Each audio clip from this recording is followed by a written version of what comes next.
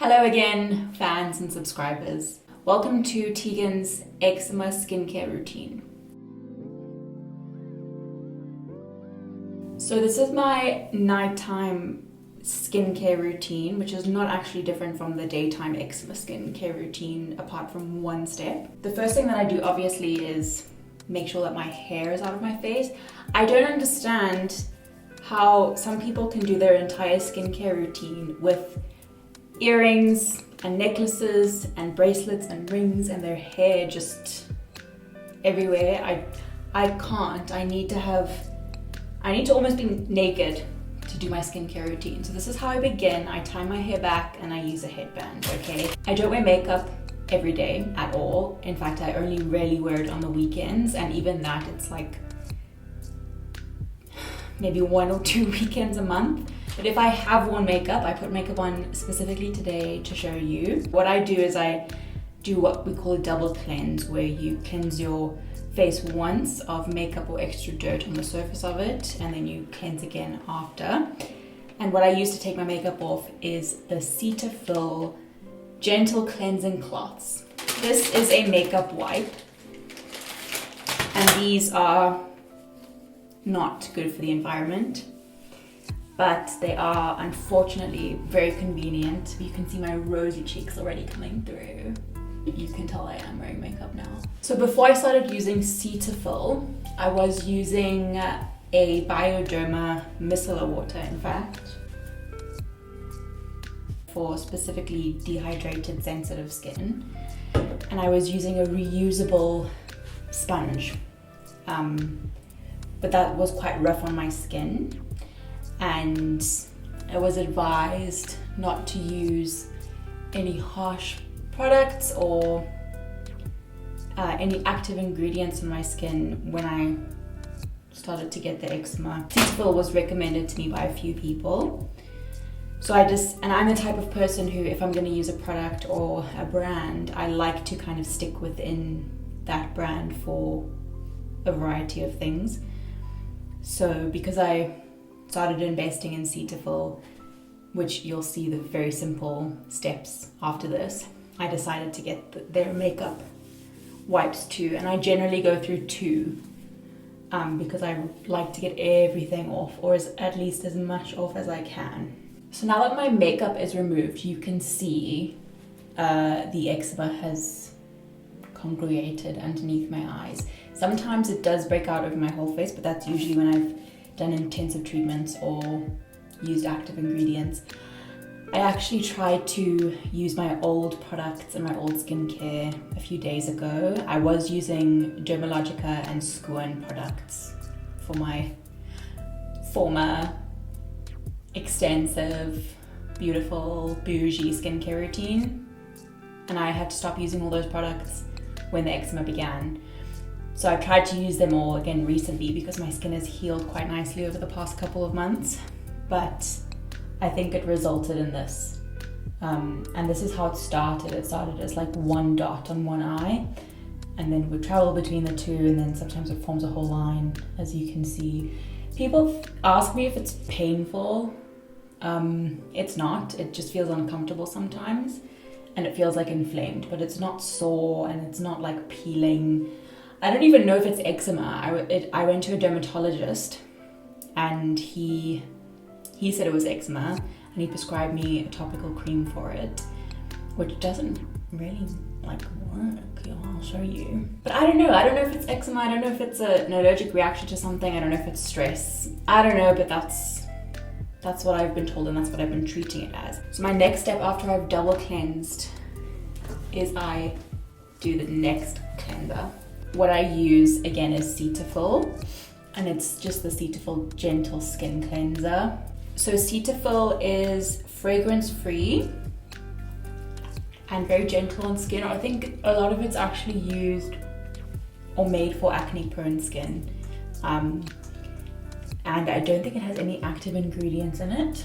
It is now September, mid-September, and I started using Cetaphil in about July, and since I've been using it, my skin has healed really nicely. Anyways, it doesn't foam, it doesn't really look like you've put much on, but it cleans your face well enough. Then I rinse. Rinse and dry. You never drag your skin, you pat it.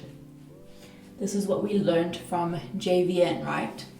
I'm pretty sure this is one of the things that Jonathan Van Ness taught us in Queer Eye. When I went to the dermatologist, he identified my skin issue as eczema and he prescribed me this tiny cream. He gave me two, so he gave me one for my general body or face when I break out with it. It's called Fusibit cream.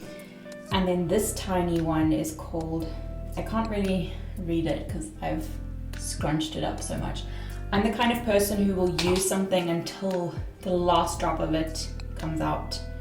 I don't like to waste stuff, so I don't know what this is called, but it's safe to get right up to the actual eye. And we use the ring finger, which again we were taught from JVN, because the skin under your eyes is very sensitive, and your ring finger, I think, I don't know, isn't the weakest finger, and is that why we were taught to use it under the eye? But I just put that under my eyes when I am having a breakout of the eczema rash. They both have cortisone, I think, and that makes them a steroid cream. Don't quote me on that, but I'm pretty sure that's why they are prescribed for eczema. They do help. They don't get rid of the issue, but they do help the symptoms and the flare-ups. And my sister will tell you, don't use steroid creams because it's going to be a nightmare and a horror story for you. But I mean, she doesn't have eczema, does she?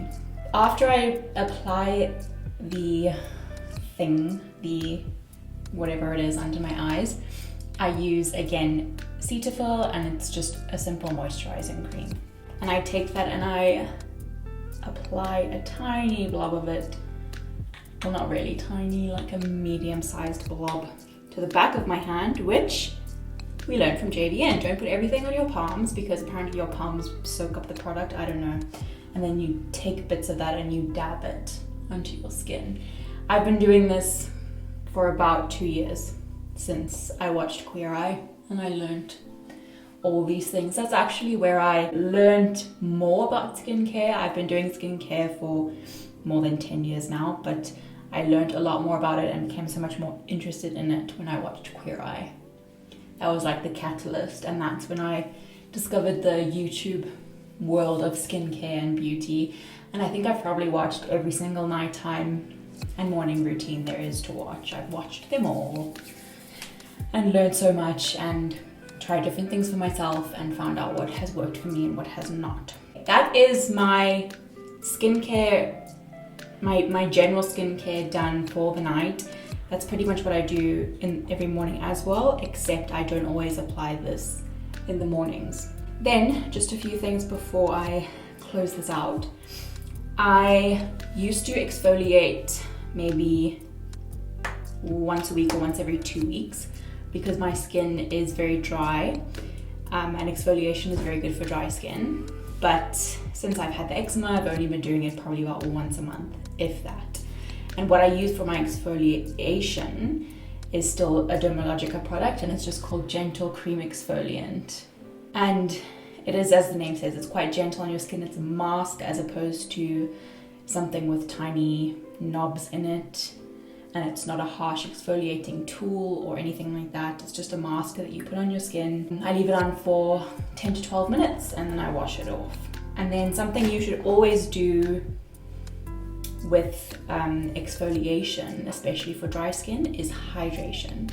And what I use for my hydration is a Skoon product. So these are the two things that I still have retained from my previous bougie skincare routine. And I use the Skoon, it's called Ruby Marine Overnight Hydrating Mask. It smells like coconut sherbet. And I take that and I just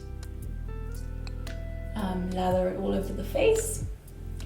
It smells so good, it's very easy to apply. I think it's got a base of coconut oil. And I can apply that on my lips too.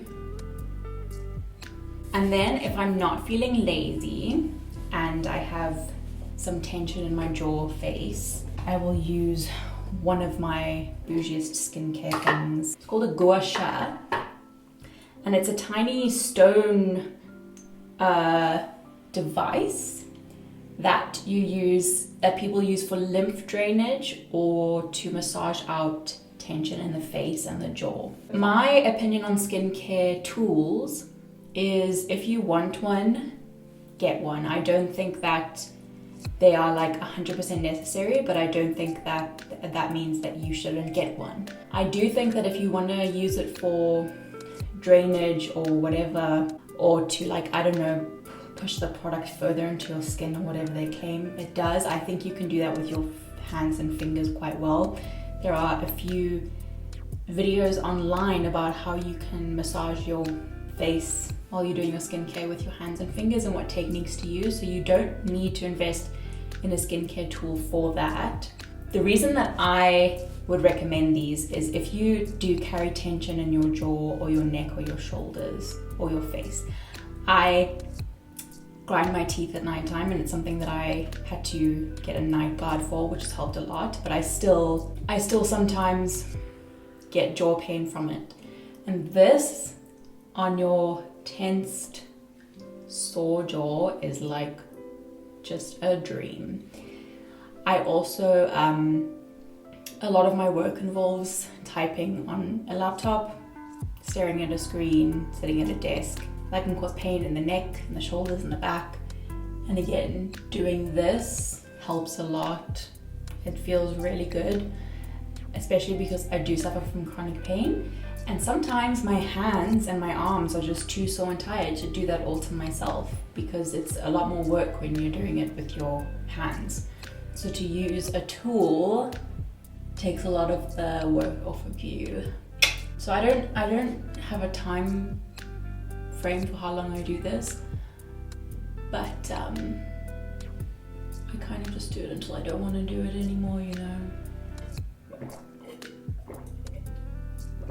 So there it is. That is my very simple nighttime eczema friendly skincare routine. Not so different from the daytime, and has proven over the past couple of months to really help control the flare-ups and treat my skin when it needed something like that. I do really miss my old skincare. I'm very keen to get back to it. I don't know when I'll get back to it. Maybe I'll have to use Cetaphil for the rest of my life. Thank you for watching this video. If you liked it, please like it below and leave a comment, and subscribe and all the things that the YouTubers tell you to do. Thank you, and I'll see you soon. Good night.